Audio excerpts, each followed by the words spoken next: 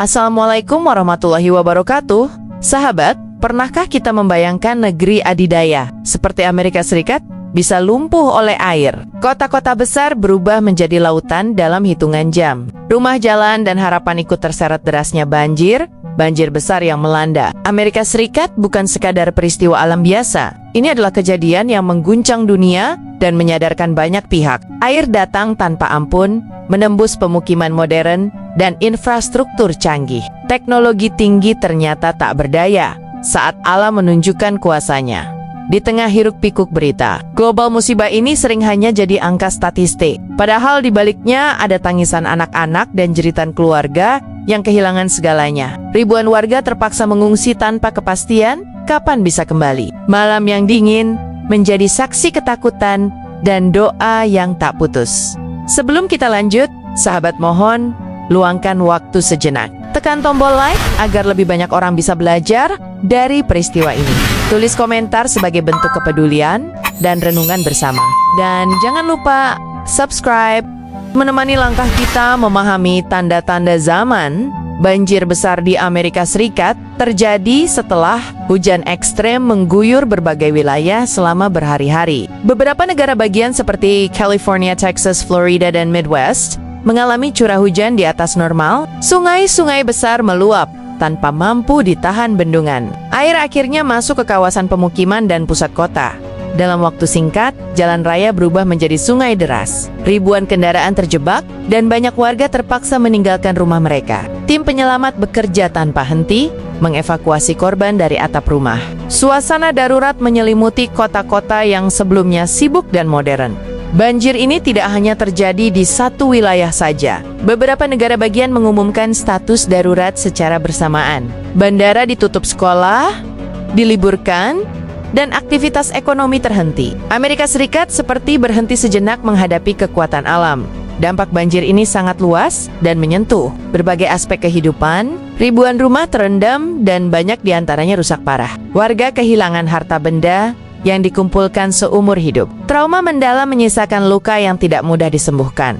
Selain kerusakan fisik, banjir juga memicu krisis kemanusiaan. Banyak keluarga terpisah saat proses evakuasi berlangsung. Anak-anak dan lansia menjadi kelompok paling rentan. Tempat pengungsian penuh dengan keterbatasan fasilitas dasar. Perekonomian lokal ikut terpukul akibat bencana ini. Usaha kecil lumpuh dan para pekerja kehilangan mata pencaharian. Distribusi makanan dan bahan bakar terganggu. Harga kebutuhan pokok mulai meningkat di beberapa wilayah terdampak. Pemerintah Amerika Serikat bergerak cepat menghadapi situasi darurat ini. Presiden dan otoritas federal mengerahkan bantuan besar-besaran. Ribuan personel penyelamat dikerahkan ke wilayah terdampak. Dana darurat disalurkan untuk membantu korban banjir. Militer dan Badan Penanggulangan Bencana bekerja bahu-membahu. Evakuasi dilakukan melalui darat, udara, dan air. Tempat pengungsian darurat didirikan di berbagai lokasi aman. Prioritas utama adalah menyelamatkan nyawa manusia. Namun tantangan di lapangan tidaklah mudah. Cuaca buruk masih berlanjut dan memperlambat proses pemulihan. Infrastruktur rusak menyulitkan distribusi bantuan. Banyak wilayah masih terisolasi dari akses utama. Para ilmuwan menyebut banjir besar di Amerika Serikat berkaitan erat dengan perubahan iklim global. Suhu bumi yang meningkat membuat atmosfer menahan lebih banyak uap air. Saat hujan turun, intensitasnya menjadi jauh lebih ekstrem. Inilah yang memperparah risiko banjir di berbagai wilayah. Pemanasan global juga menyebabkan mencairnya salju lebih cepat di pegunungan.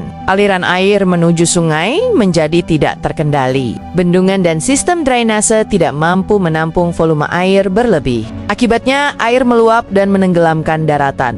Fenomena cuaca ekstrem kini semakin sering terjadi. Banjir, badai, dan gelombang panas datang silih berganti. Pola musim yang dulu stabil kini sulit diprediksi. Dunia sedang memasuki fase krisis iklim yang nyata. Di balik angka statistik, ada manusia yang kehilangan rasa aman. Banyak korban mengalami trauma mendalam akibat banjir. Ketakutan akan hujan dan suara air terus menghantui. Luka batin ini sering tidak terlihat namun sangat menyakitkan. Anak-anak menjadi kelompok paling terdampak secara psikologis. Mereka kehilangan rutinitas sekolah dan rasa nyaman di rumah. Tempat pengungsian tidak selalu ramah bagi perkembangan mental mereka. Dukungan emosional sangat dibutuhkan dalam situasi ini.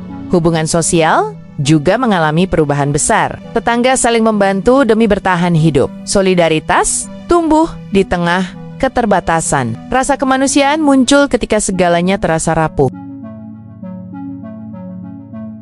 Setelah air surut, tantangan baru justru dimulai. Lumpur dan puing memenuhi rumah serta fasilitas umum. Proses pembersihan membutuhkan waktu lama dan biaya besar. Banyak warga tidak tahu harus memulai dari mana. Infrastruktur yang rusak memperlambat pemulihan ekonomi. Jalan, jembatan, dan jaringan listrik harus diperbaiki. Aktivitas perdagangan belum bisa berjalan normal. Kehidupan masyarakat tertahan dalam ketidakpastian.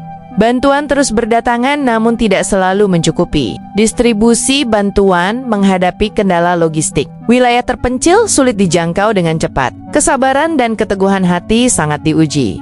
Banjir di Amerika Serikat adalah pesan bagi seluruh dunia. Tidak ada negara yang benar-benar kebal dari bencana. Kekayaan dan teknologi tidak menjamin keselamatan. Alam tetap memiliki kuasa yang besar. Negara-negara lain harus belajar dari kejadian ini. Sistem tata kota dan lingkungan perlu dievaluasi. Pembangunan harus selaras dengan alam. Jika tidak, bencana serupa akan terus terulang.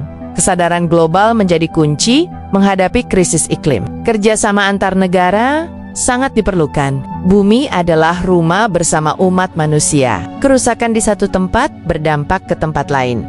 Musibah selalu membawa pelajaran bagi yang mau merenung. Banjir ini mengingatkan bahwa hidup penuh ketidakpastian. Harta dan jabatan bisa hilang dalam sekejap. Yang tersisa hanyalah iman dan amal. Bencana mengajarkan manusia untuk saling peduli. Kepedulian muncul saat kenyamanan hilang. Doa menjadi tempat bersandar terakhir. Hati kembali mengingat Allah dengan sungguh-sungguh.